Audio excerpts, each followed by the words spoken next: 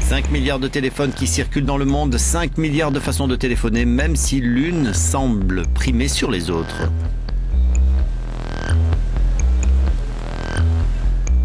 Vous utilisez comment votre téléphone portable? Comme ça. Vous? Comme ça. Et vous? La même. Quand vous dormez, vous les rangez comment? Je le mets sur ma table de nuit. Et vous? Pareil. Et vous? Pareil. Et vous les gardez où? Dans votre poche? Dans la poche. Dans la poche. Pareil, dans la poche. Pareil, dans la poche. Tout ça pour voir un peu si les utilisateurs prennent en compte le risque potentiel pour la santé lié à l'utilisation des téléphones portables. En mai dernier, le Centre international de recherche sur le cancer de l'OMS classait comme possiblement cancérogènes pour l'homme les champs électromagnétiques liés à l'usage du téléphone mobile. Cette décision faisait suite aux travaux d'un groupe d'experts internationaux réunis à Lyon. Elle a notamment été prise sur la base de données d'études épidémiologiques suggérant des excès de risque de tumeurs cérébrales chez les utilisateurs intensifs de téléphones mobiles. Pour mieux comprendre les relations entre le cerveau et les ondes magnétiques des téléphones portables et pour donner des conseils aux utilisateurs, nous sommes venus ici au Centre international de recherche sur le cancer à Lyon.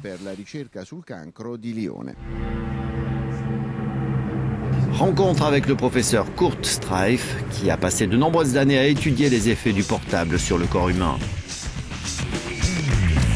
Nous parlons de fréquences radio et de champs électromagnétiques. Il a été prouvé qu'ils provoquent des altérations dans le flot sanguin cérébral ainsi que d'autres effets comme ceux sur l'ADN. On a donc quelques indications qui laisseraient penser que ces radiations pourraient provoquer des cancers chez l'homme. Mais pour le moment, le mécanisme n'a pas été clairement établi.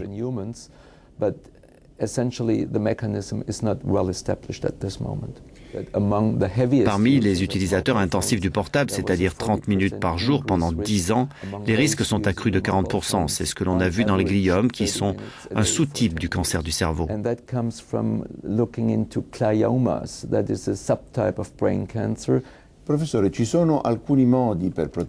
Il existe pourtant des façons de se protéger, comme par exemple en utilisant des oreillettes. Le fait d'utiliser le kit main libre peut déjà réduire votre exposition de plus de 90%. Tout simplement parce que la source de radiation est plus éloignée du corps et la distance par rapport au corps est un des éléments les plus importants par rapport à l'exposition.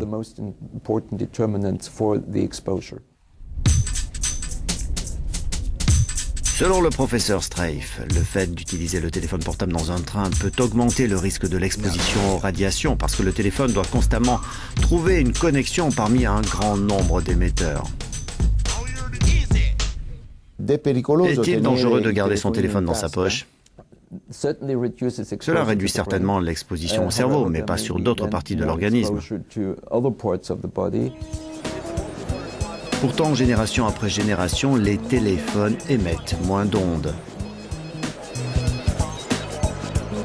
Par principe de précaution, le professeur, et il n'est pas le seul, recommande l'utilisation du kit main libre. Et de faire le tour de ce qui pourrait causer des problèmes, comme le bon vieux téléphone sans fil domestique.